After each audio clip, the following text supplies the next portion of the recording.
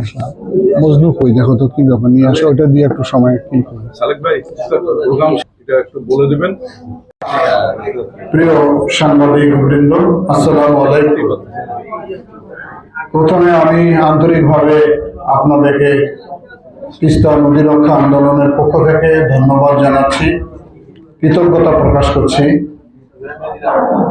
যে গত 17 এবং 18 ফেব্রুয়ারি লাগাতার 48 ঘন্টা তিস্তা মহাপরিকল্পনা বাস্তবায়নের দাবিতে এবং তিস্তা নদীর পানির ন্যায্য হিস্যার দাবিতে রংপুরের 5টি জেলায় 48 ঘন্টা যে লাগাতার কর্মসূচি হয়েছিল, সেই কর্মসূচিতে আপনাদের আন্তরিকতা, একাগ্রতা এবং সর্বোপরি এই আন্দোলনের সংবাদ পরিবেশন করে যে জনমত সৃষ্টির সহায়ক ভূমিকা পালন করেছেন, এজন্য পুনরায় আপনাদেরকে আমি আমার পক্ষ থেকে আন্তরিক অভিনন্দন এবং ধন্যবাদ জানাচ্ছি।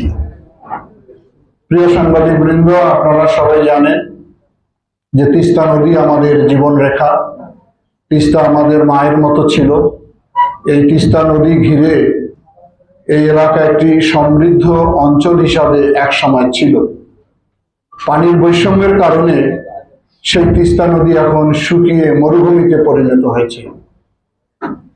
দীর্ঘদিন বিভিন্ন সামাজিক সংগঠন, রাজনৈতিক দল তিস্তার এই দৈন্য দশার থেকে একটি পরিকল্পনার মাধ্যমে বাস্তবায়নের যে দাবি করা হচ্ছে, কিন্তু বিগত ফ্যাসিবাদী সরকার 16টি বছর রাষ্ট্র ক্ষমতা থাকার পরেও এটার প্রতি কোনো গুরুত্ব দেননি।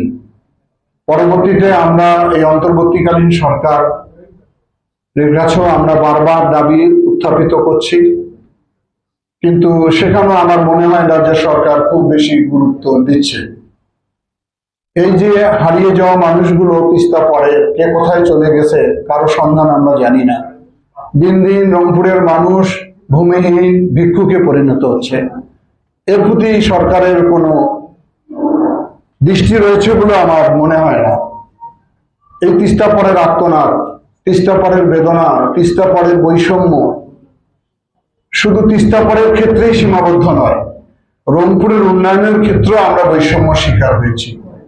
নিশ্চয়ই আপনারা জানেন, গত বাজেটে আমাদের রোকেয়া বিশ্ববিদ্যালয়ে বরাদ্দ দেওয়া হয়েছে মাত্র 1 লক্ষ টাকা। রংপুর সিটি কর্পোরেশনে কোনো বরাদ্দই দেওয়া হয়নি। এগুলো থেকে প্রমাণিত হয় যে আমরা রংপুর কত বৈষম্য শিকার হয়েছি।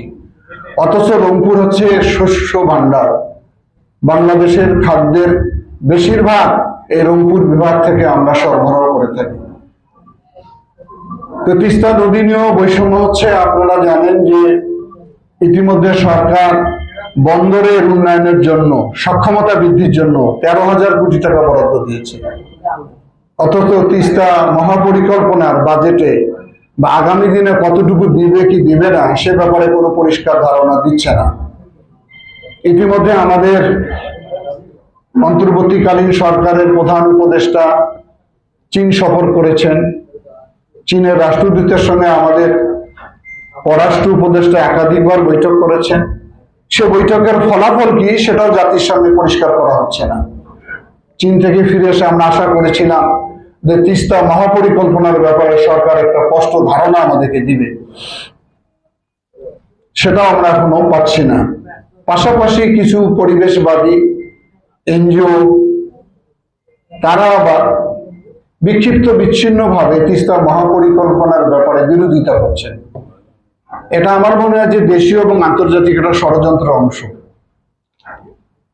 তিস্তা এলাকার যেনারা পরিকল্পনা করেছিলেন, এস্টিমেট নকশা করেছিলেন, পাওয়ার চায় না, তারা 5 জেলা সফর করেছেন। ইতিমধ্যে গণশুনানি হয়েছে জেলা প্রশাসকের কার্যালয়ে। সেখানে পরিষ্কার সমস্ত পেশাজীবী মানুষ, সর্বস্তরের মানুষ তাদের কাছে দাবি করেছে যে তিস্তা মহাপরিকল্পনা বাস্তবায়ন করতে হবে।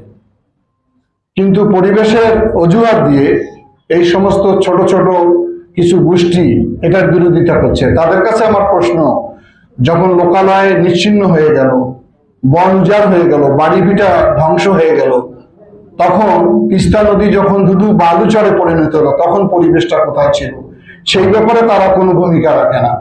আমাদের অঞ্চলের মানুষ যাতে প্রান্তিক পর্যায়ে থাকে সেই ব্যবস্থাটা তারা করতে চায়।